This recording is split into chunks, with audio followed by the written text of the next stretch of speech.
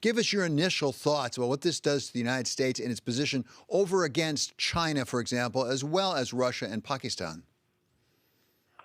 I think that, first of all, China knows the history, as the congressman explained. Namely, it's almost impossible to control Afghanistan.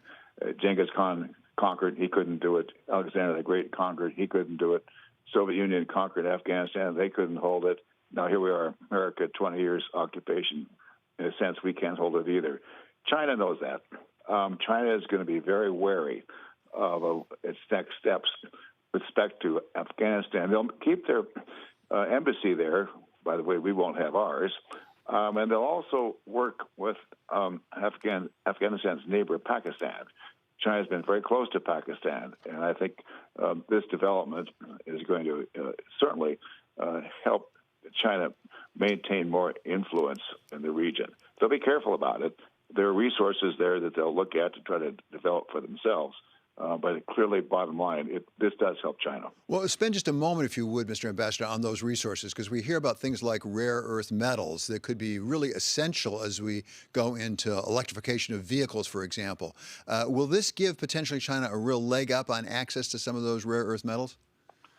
Well, it certainly could. There are huge deposits in Afghanistan, and many have looked at recovering those minerals, but it's very expensive, and for that reason, have not been recovered. And as we know, there are other efforts to build batteries using other minerals, but clearly the resource there is going to help China. Now, there's another angle to this, and that's Taiwan. I think that Americans are unlikely. Let's put it this way. Americans don't like having troops in Afghanistan correctly, and they're unlikely to want to send troops to other countries. And China sees that, and I think China's wondering, gee, what's America's resolve now? Will America not stand up behind Taiwan as much as maybe it has in the past? I think we will, but the development in Afghanistan is going to cause Xi Jinping to kind of probe a little bit, to kind of test to see what the degree to which we are going to stand up for Taiwan. So this is a terribly important point, I believe, Mr. Ambassador. And I was going to ask you, do you think this might embolden President Xi to actually move against Taiwan, or at least to crowd it a bit? I do. I think he'll crowd. He won't go much farther, but he'll crowd. He'll look for openings. He'll probe here, probe there. That's their history. That's what he's done, for example, on the Indian border. They probe a little bit, and they pull back, then probe and pull back. He'll do the same thing, not militarily, but economically and politically with Taiwan. And Mr. Ambassador, I wonder about your party, the Democratic Party, how it's likely to react up on Capitol Hill. Is there a chance that they'll rally around the president because he is a bit wounded right now, it appears?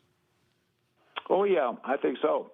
But still, one can't help but believe that there is a big failure here in the Pentagon, in the intelligence community, in the State Department, for not planning the exit better. It is clear we're going to leave Afghanistan, but it's also clear we did not plan our departure very well. The real question is how to leave Afghanistan.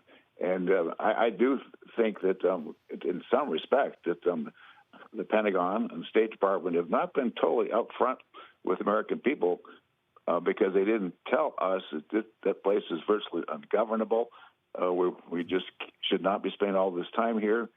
We kind of deluded ourselves as a country, at least the government did, in thinking that we can control the place. It's very unfortunate. Afghanistan is a mess. There'll be civil wars there. The Taliban will not be able to control it. There'll be a greater haven for more terrorists in Afghanistan.